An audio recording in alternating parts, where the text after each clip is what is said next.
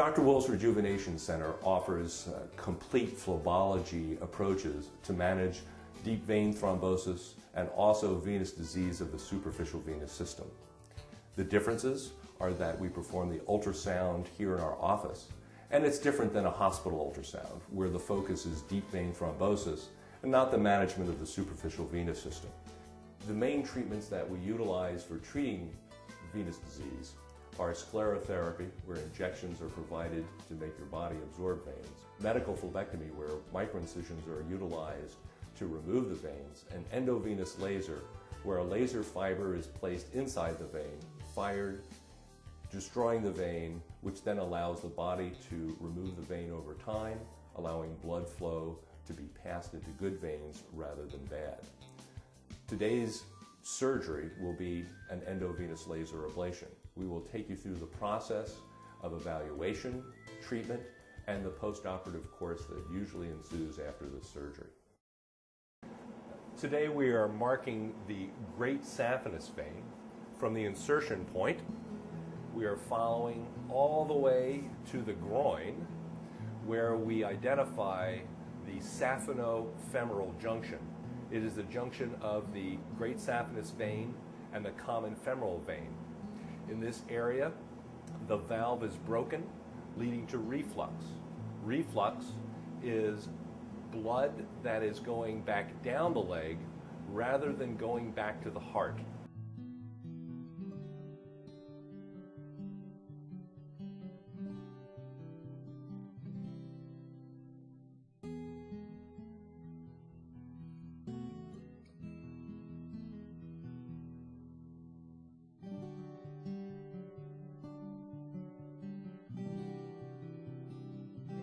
The first step in the procedure is to inject a local anesthetic in the area of the access.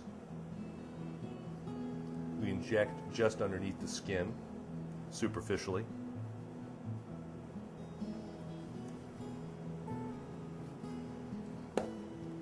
We then apply nitroglycerin paste above the vein. In this procedure, we want the vein as dilated as possible to allow easy access with our needle. Actually, we'll then apply a hot pack over the area, which will also cause vasodilatation so that the vein is at its maximum diameter for access. This is your aerobics for the day.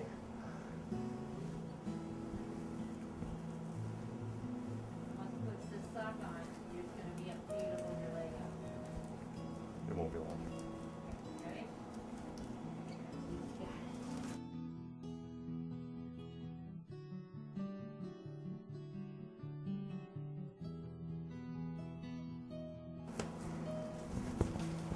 And this is a sterile dressing, so you don't want to touch this.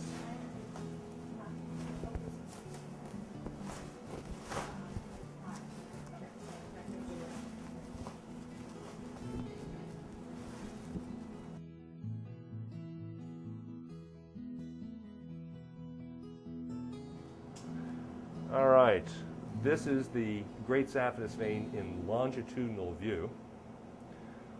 All right, we will, let's see, now I gotta get a view, very good. Now,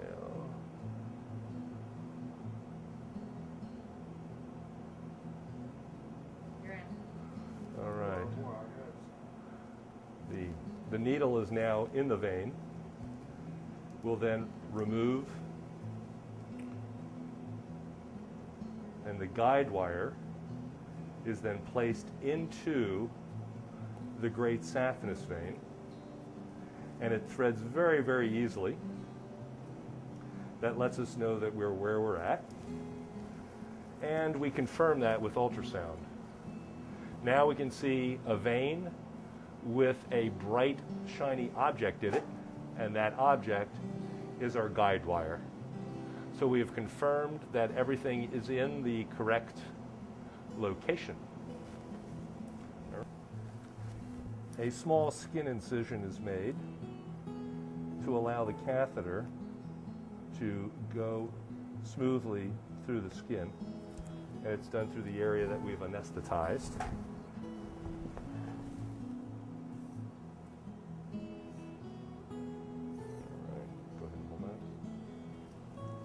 We then remove the introducing needle, and the guide wire remains in place for the moment.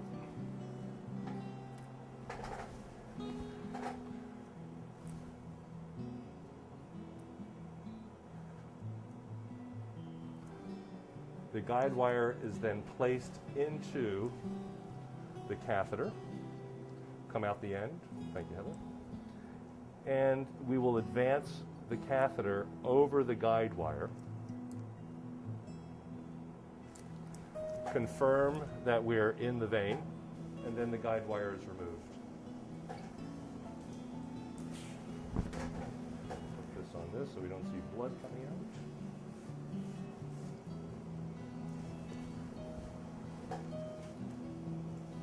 The center portion of the catheter is removed,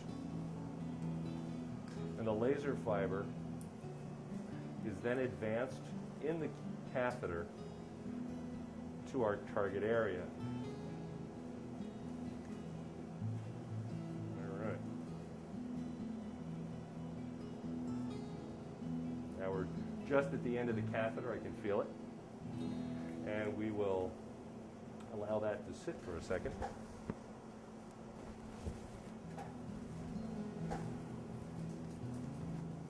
The next stage of the surgery is to provide skin bleb, B-L-E-B, little raised areas of anesthesia on the skin.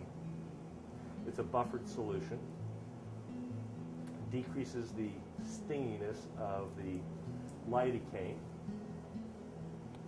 By applying this to the skin, it gives us a painless access site for a larger needle to apply the tumescent fluid, which will surround the vein, compress it, so that the laser fiber is in full contact with the vein wall.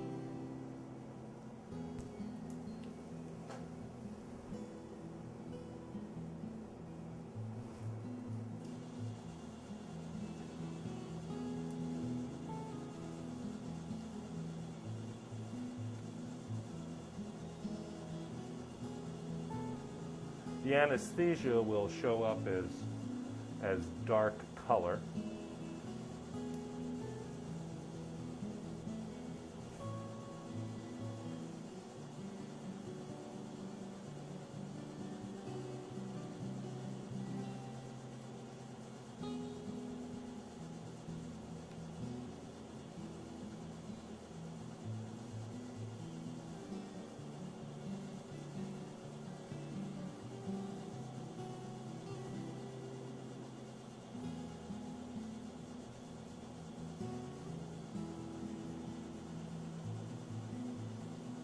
We're now getting close to the saprophymal junction. There's the end of the laser fiber, right where it should be. And we make sure that we anesthetize well in this area because it is associated with multiple nerves. All right. Now we'll wait for the anesthesia to take full effect. And we will hook our laser fiber to the laser.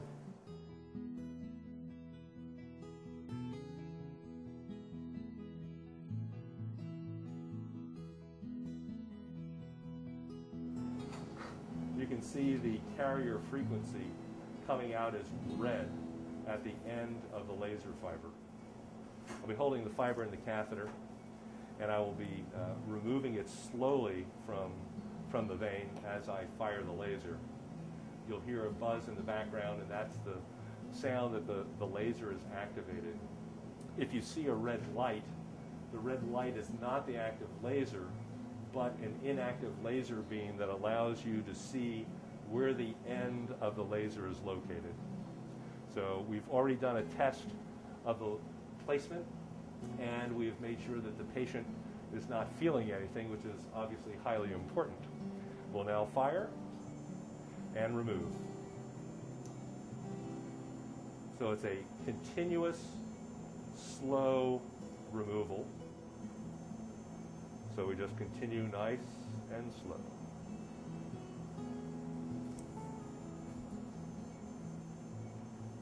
Now you can see that we have a sheath and a bare laser fiber.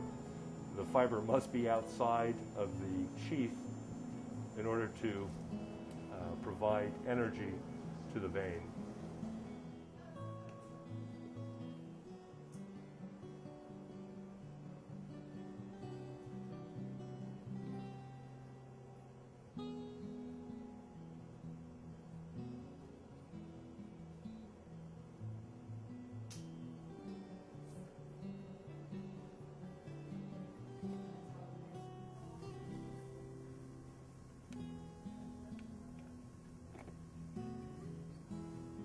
We provide some additional compression right over the insertion site, so it hits a high pressure and drives the blood into the deep system and then back to the heart. Compression hose works statically when you're not moving. So the combination of a short stretch wrap and compression hose will both actively and passively decrease the pressure within the superficial venous system and allow the vein to stay closed.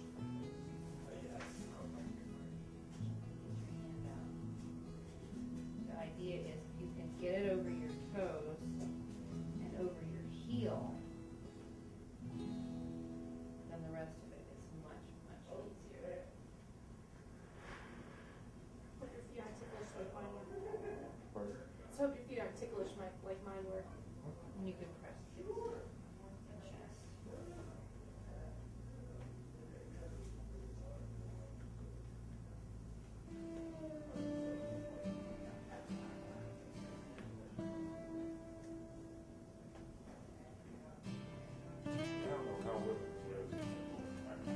Well, they're not all that bad. I'm a support hose. The trick is to put this on without rolling up the dressing. It's nice and smooth.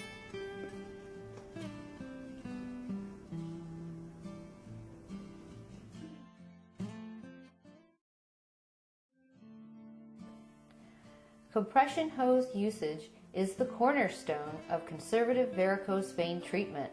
Worn daily, they can decrease swelling from venous insufficiency and help decrease the progression of venous disease. They are also utilized in the treatment of varicose vein disease, whether it is sclerotherapy, phlebectomy, or endovenous laser ablation. The correct application of hose is an important skill for the patient to learn in order to have the full benefit of the phlebology experience. Hose may be applied directly or using a stocking donor device. We are providing this video to help you achieve the goal of easy hose application so that you may be successful in treating your venous disease.